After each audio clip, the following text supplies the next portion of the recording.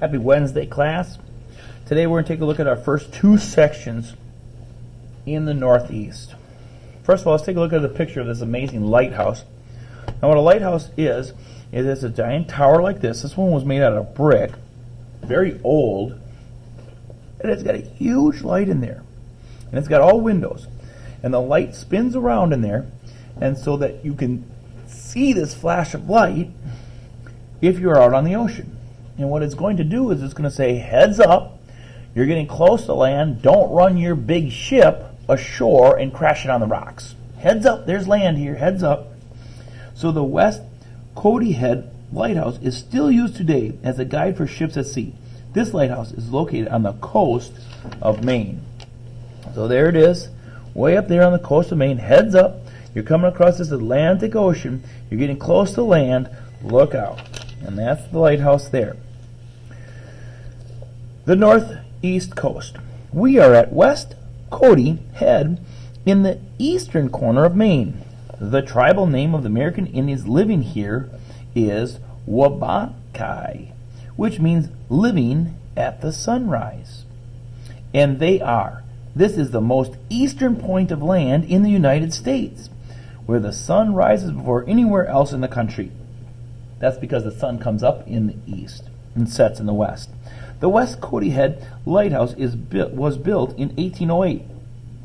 Its light and foghorn tell ships where the coastline is. This prevents the ships from crashing into Maine's rocky shore. Some people find foghorns annoying. That's kind of what a foghorn sounds like. A lot louder than me and more annoying even, if you can imagine that. But my grandfather didn't. He would even trap lobsters near here. On a foggy day, he liked to say, "There's no prettier sound than a foghorn's moan." Why? Well, because he was out on the ocean and it's foggy, you can't see the land, but you could hear that you were getting close because of the foghorn. The northeastern coastline is dotted with harbors where boats and ships can anchor safely. Now, a harbor would be a place where you could go in to the shore. A lot of times, a harbor might look something like this. If this is the coastline, a harbor would be in like that and then out. And so the waves wouldn't get in there when you got around the corner of the harbor. The northeast coastline is dotted with harbors where boats and ships can anchor safely. These harbors weren't always here, however. Long ago, this coastline was smooth. Then the Earth entered a long cold period known as the Ice Age, when mile-thick sheets of ice called glaciers spread over much of the Northeast. As the glaciers slowly moved across the land, they carved deep grooves into the coastline. Later, the ice, of course, melted, causing the sea to flow into these low places.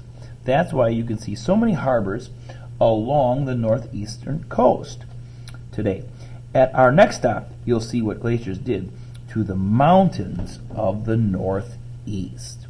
A glacier is just a large amount of snow packed on top of each other, packed on top of each other, packed on top of each other, and the weight of it causes changes in the earth.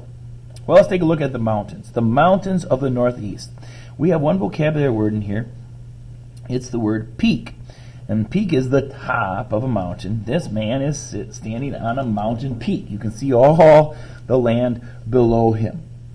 Special climbing gear, special climbing shoes for sure to be able to grip on to the ice. Welcome to Mount Washington in New Hampshire. At 6,288 feet tall, Mount Washington is the highest peak in the Northeast. Now we have mountains that are much higher than that in our country, but in the Northeast, this is the highest mountain. On a clear day, visitors can see for hundreds of miles from its top. Mount Washington has some of the world's most severe weather. It can snow here all year long. The peak is also one of the widest places on Earth. And I read that wrong. One of the windiest places on Earth. My family visited Mount Washington when I was your age, 4th grade age. To get to the top, we rode the Mount Washington Cog Railway, which is the second steepest mountain climbing railway in the world. The wind speed that day was 75 miles per hour. Now, 70 miles per hour, you can be a tropical storm, I believe. And at 74, you can be a hurricane. And so this is like hurricane winds here. My mother still believes that if she hadn't held on to me, I would have blown out to sea. The highest wind speed ever recorded here was 231 miles per hour in 1934. That would definitely blow you out to sea. Mount Washington sits in the White Mountains of New Hampshire.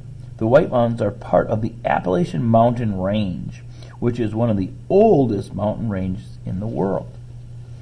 At 6,288 feet, Mount Washington is the highest peak in the Northeast. Many hikers climb the mountains each year.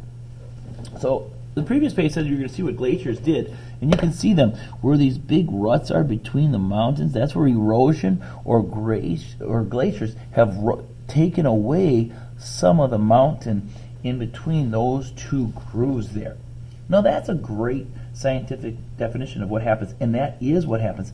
God also created our world with age and could have made some of these mountains to be like that.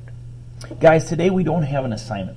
Our only assignment was to check out these two pages. Feel free to reread those. You could go to Clever and TCI and you could have the book read to you if you wanted to read that section again. As you prepare for your test, remember our vocabulary word in this section was peak. I look forward to seeing you tomorrow.